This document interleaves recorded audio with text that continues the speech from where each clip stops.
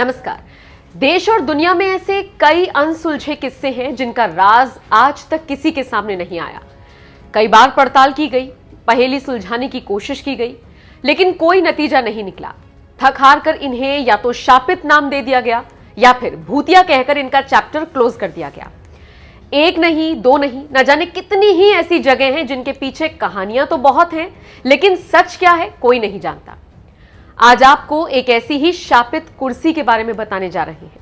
कहा जाता है जो भी इस कुर्सी पर बैठा वो वक्त बेवक्त मारा गया, जिंदा नहीं बचा। ये कुर्सी यूनाइटेड किंगडम के एक म्यूजियम में रखी हुई है। इस कुर्सी ने अब तक इतने लोगों की जान ले ली है कि इसका नाम ही डेथ चेयर यानी कि मौत की कुर्सी रख दिया गया है। कहा तो यह भी जाता है कि इस कुर्सी की कहानी 300 साल पुरानी है। यह कुर्सी नॉर्थ यॉर्कशायर के थॉमस बसबी के पास थी। वो इस कुर्सी को बहुत पसंद किया करते थे और इसी पर आराम फरमाते थे। इस कुर्सी पर कोई और बैठ जाए, थॉमस को यह बिल्कुल बर्दाश्त नहीं था। कहा जाता है एक दिन थॉमस के ससुर इस कुर्सी पर आकर बैठ गए।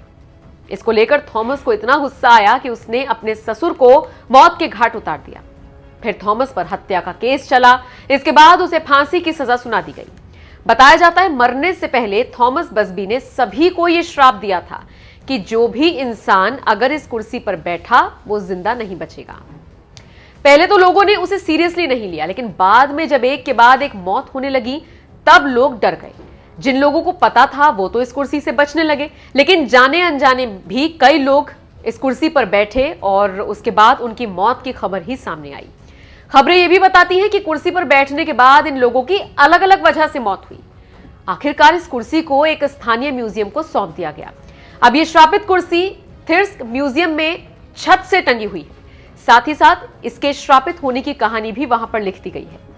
सोचिए 300 साल से इस कुर्सी की कहानी चली आ रही है, लेकिन आज तक इसके पीछे की गुत्थी नहीं सुलझी है। और यही वजह है कि लोगों ने अब इसे हॉन्टेड मान लिया है और इसीलिए इसे मौत की कुर्सी कहा जाने लगा।